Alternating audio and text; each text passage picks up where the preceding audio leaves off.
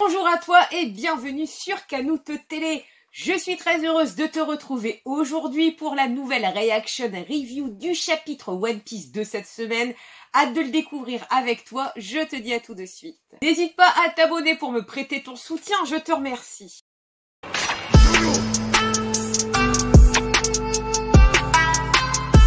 Cette semaine, le chapitre 1058, un nouvel empereur. La semaine dernière, les Mugi donc sont partis de Wano, l'aventure continue, le navigue suit le lock pose tout en laissant Wano derrière lui. Donc là, on voit que Luffy, écoute, est enfermé, il a la tête complètement défigurée sûrement par Nami, ce cascadeur sans cervelle a presque tué tout l'équipage. Nami, notre capacité à supporter tes bêtises a ses limites, ce qui fait rire Jinbei. Personne n'a été blessé, ne sois pas si dur avec lui. Et Nami, hyper énervée, ne prend pas sa défense Jinbei. Du coup, page suivante, Jinbei se demande si Nami limite a le haki des rois. Attention, ne jamais contrarier Nami quand elle est en colère. Franky est content de son travail car vous voyez comment le Sunny est résistant, une chute comme ça et nous avons seulement cassé une petite vergue sur le mât. Ça y est, le Coco News arrive, on dirait qu'on a les nouvelles primes. Laisse-moi voir Robin d'amour, dit Sanji. Prime mise à jour pour le commandant de la grande flotte de 5600 hommes empereurs, Luffy au chapeau de paille et ses 9 commandants. On va donc découvrir les primes. Donc dans cette page suivante, le docteur Tony Chopper, le fan de Barba Papa, animal de compagnie. Ok, donc Chopper passe à 1000 berries. Waouh, quelle augmentation de 900 berries. On passe à la navigatrice Nami, la chatte voleuse, prime 366 millions. De mémoire, je crois qu'elle a à peu près 300 millions de plus. Des centaines de millions, même moi je m'attaquerais à quelqu'un qui possède cette prime. Le musicien Brook Soul King, prime 383 millions. Le charpentier Franky, prime 394 millions. C'est une blague, c'est même pas moi là-dessus. Et effectivement, c'est une photo du Sunny. Le sniper Godusop, alors en voir ses yeux, prime 500 millions. Pitié, pas plus, t'augmente pas plus. L'archéologue Nico Robin, l'enfant démoniaque, une prime de 930 millions, dis donc. Et alors, Sanji, 1,32 milliard de berries. Le timonier Jinbei, le paladin des mers, 1,100 milliard. Et l'épéiste Zoro, 1,100 milliard et 1100 berries. Il y a très peu d'écart, mais Zoro laisse le numéro 4 dans son coin. Donc là, on a un Sanji qui est à terre, hyper énervé. Et bien sûr, le capitaine de la flotte, l'empereur Luffy au chapeau de paille avec une prime de 3 milliards. Je dis désolé, laissez-moi sortir de là, j'ai faim. Et derrière, donc, le fidèle fight entre Zoro et Sanji. Qui est-ce que t'appelles numéro 4? Surveille ton langage devant le numéro 2 de l'équipage. Un début de chapitre avec des bonnes énergies, des belles augmentations de primes. Et ça fait plaisir de revoir les Mugi, en tout cas tous ensemble. La page suivante, l'île de Kalai, Bali Nouveau Monde. Donc là on se retrouve sur le fief sûrement de Baggy. Quand ils ont aboli l'ordre des 7 grands corsaires et que ces navires de la marine sont apparus, nous aurions dû savoir que le président Baggy avait quelque chose dans sa manche. Attendez, par pitié, je ferai n'importe quoi, je vous lécherai même les bottes, laissez-moi vivre. Donc là on a un Baggy, écoute, avec le nez qui coule, avec des bosses. Oh, magnifique! L'image suivante est magnifique. Donc, Crocodile qui tient comme ça la tête de Baggy. Mihawk comme ça qui tient l'épée vraiment à côté de la tête. Ross Guild était censé être sous ma direction et celle de Œil de Faucon, dit Crocodile. Alors, explique-nous pourquoi les gens te prennent pour le patron, Baggy. Je ne peux rien faire à part m'excuser. Ce n'est pas important, pas vrai? Mihawk, tu es probablement la seule personne dans l'histoire à être devenue un Yonko en suppliant pour ta vie. Te voir mourir ici ne compenserait même pas cela. C'est plus qu'insultant, dit Crocodile. Je ne trouve pas les mots pour décrire la situation. Épargnez-moi, je vous en prie. Ne fais pas de demande déraisonnable. Alors, petite pause avant de lire la suite, car moi, limite, je ne suis pas surprise de ce retournement de situation. Il était évident pour moi que Mihawk ne pouvait pas être sous la délégation de Baggy. Pour être sûr que je ne retourne pas ma veste, je te remontre ce petit extrait d'il y a 2 chapitres. Et sur Mihawk, je suis comme Zoro, je suis très sceptique, et je pense que c'est les circonstances qui ont fait que peut-être Baggy a récupéré Mihawk, mais pour moi, il n'est pas du tout sous le commandement de Baggy. La page suivante, en parlant des retourneurs de veste, c'est tellement nostalgique de vous servir à nouveau, dit Galdino. Comment tu peux me trahir, dit Baggy. Je ne me souviens pas avoir rejoint ton équipage, le bouffon. Puisque le président est foutu, qu'est-ce que nous sommes censés faire? Suivre Crocodile, évidemment. Et sur cette image en retrait, il y a toujours bien donc l'équipage de Baggy avec Morg, Richie, Kabaji et Alvidia, mais qui se mettent quand même en retrait. Et il y a aussi Mr. One alias Das Bones qui est présent lui aussi dans la pièce. La page suivante, donc là, c'est un flashback sur Mihawk. La marine encercle mon île. C'est ennuyeux, mais je suppose que je vais devoir déménager. Cela montre qu'il serait bénéfique pour nous de faire équipe, dit Crocodile, par le Denden Mushi. À nous deux, nous pourrions créer une organisation que la marine craindra. Après tout, tu es celui que l'on surnomme le chasseur de marine.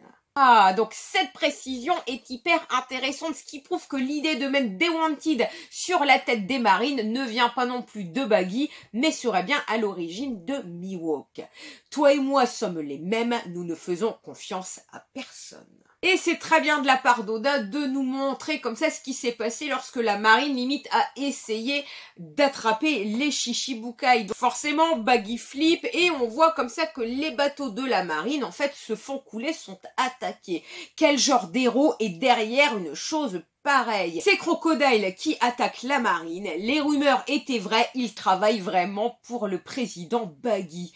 Quelle loyauté, il risque sa vie pour nous sauver de cette situation. Comme à son habitude, Baggy est conscient de la chance entre guillemets qu'il a. Merde, il doit être ici à cause de tout l'argent que je lui dois. Je suis fauché, qu'est-ce que je dois faire? C'est encore pire que la marine. La page suivante, Crocodile retrouve Baggy. T'es encore là, te connaissant, je me suis dit que tu aurais déjà filé. Baggy se justifie en disant je n'ai plus d'argent, mes meilleurs clients les géants nous ont lâchés, mais tu peux toujours te vendre comme esclave. Ne dis pas des choses comme ça, on est des vieux potes de prison, tu te souviens? Crocodile.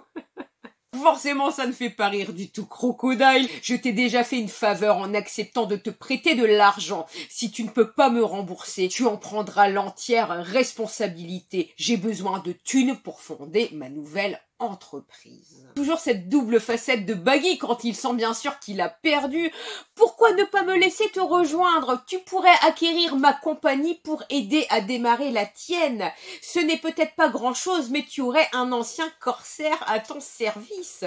Je travaillerai 2 fois plus dur pour rembourser ma dette. Il faut fêter l'ouverture de cette nouvelle boîte en grande pompe. J'ai plein de gens qui peuvent t'aider. Experts en publicité, imprimeurs, coursiers. Tu peux nous faire travailler jusqu'à l'os gratuitement. Et la page suivante, Crocodile, et cette pub, tu l'as fait envoyer, pas vrai? Donc la fameuse affiche Cross Guild que l'on a vue il y a 15 jours. Sortez du lot, monsieur le président. C'est vrai que Baggy, comme ça, au centre, est très vraiment mis en avant, comme la guest star avec les 2 sbires à côté.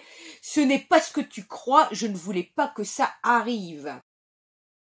Si ce n'est pas volontaire, alors explique-toi. Donc là, on revient au temps présent. Ce n'est pas moi, je le jure. Mes employés m'aiment beaucoup trop. J'ai été aussi surpris que n'importe qui quand je l'ai vu. Et c'est vrai qu'au dessin suivant, on a comme ça quand même Baggy qui est très étonné de voir l'affiche. J'ai tout fait pour vous rendre cool, patron. Nous l'avons déjà envoyé aux 4 coins du monde, ce qui renforce comme ça cette culpabilité limite innocente de Baggy. Quand on prend en compte toutes les rébellions auxquelles nous avons déjà eu affaire, cette grosse guilde est sans aucun doute une menace massive. Quelles sont les primes émises pour ces 3-là?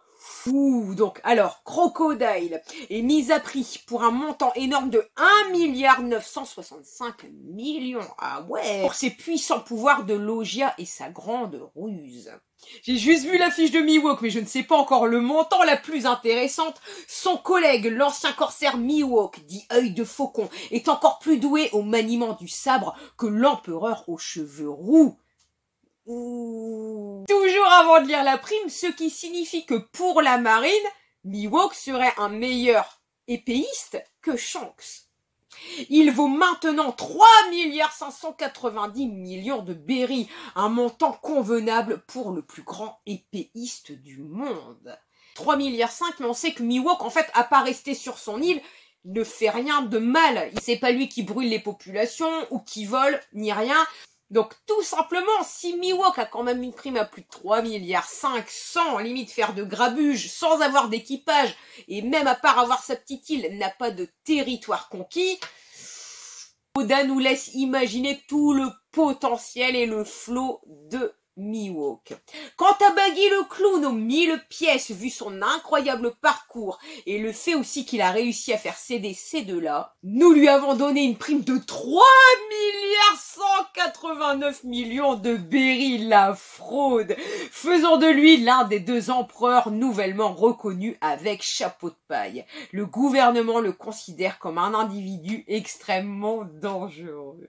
Je suis désolé, laissez-moi lécher vos bottes, la ferme. Mihawk, tout bien considéré, nous pourrions voir les choses d'un angle différent. Lui faire porter le chapeau en tant que figure de proue n'est peut-être pas la pire des idées. Pour ma part, le titre d'empereur ne m'intéresse pas, tant que je suis capable de vivre en paix. T'es sérieux, dit Crocodile, qu'il est la cible dans le dos. Nous pouvons toujours nous débarrasser de lui si le besoin s'en fait sentir. C'est vrai. Ensuite, on revoit donc Baggy au centre de la scène, bien sûr, avec Mihawk et Crocodile à côté. Écoutez-moi, les gars, nous avons formé la Cross Guild pour nous préparer à la nouvelle ère. Laissez-moi vous en présenter les dirigeants. Le président Baggy pleure de joie. Entre parenthèses, mais qu'est-ce qui va m'arriver? La page suivante, royaume que des traves. Ouh, grande line. Inutile de pleurer, Koala. Au moins, on sait que Sabo est sain et sauf. Oui, je suis contente que tout le monde aille bien. Ivankov, c'est vrai, il faut fêter ce miracle. Hi-ha! Je ne pardonnerai jamais à ce vilain Sabo de nous avoir causé autant de soucis. C'est censé être arrivé après notre séparation, mais je crois toujours en lui. Et Bello Betty, calmez-vous, vous êtes si ennuyeux. Dragon, je suis content qu'il aille bien, mais s'il a vraiment tué le roi Cobra, je ne lui pardonnerai pas, peu importe ses raisons. Je pense sincèrement que 90% d'entre nous pensent que Sabo l'a fait soit pour protéger Vivi, ou alors c'est Cobra qui s'est interposé pour protéger sa fille. Personnellement, je n'imagine pas Sabo tuer Cobra. Et Kuma, wow, donc dis-moi, qu'as-tu vu exactement ? Je suis à votre service, maître. Donc là, c'est une très bonne nouvelle. On a bien confirmation que Kuma a donc bien été sauvé. Koala pleure. Le Dendenmushi sonne. La marine, on intercepte un appel au royaume que des traves. Écoutez, enregistrez, c'est peut-être l'empereur des flammes. Ici, Koala, c'est moi, Sabo. Allons-nous découvrir la vérité. Fin de chapitre. Et pause la semaine prochaine. Comme d'habitude, comme si attendre une semaine n'était pas suffisant, il faudra donc attendre 2 semaines pour la suite. Sincèrement, j'ai aimé ce chapitre, car déjà, on a un retour des Mugi tous ensemble. On apprend la vérité, donc sur Baggy, sur Mihawk et sur Crocodile. Je ne vais pas reprendre tous les exemples que j'ai déjà dit dans la vidéo, mais pour moi, Baggy est vraiment le roi des opportuniste, des usurpateurs. Officiellement, Baggy va garder comme ça ce rôle de boss de Cross Guild, mais on sait très bien que officieusement, c'est donc Mihawk et Crocodile qui vont continuer à agir dans l'ombre et à faire ce que bon leur semble.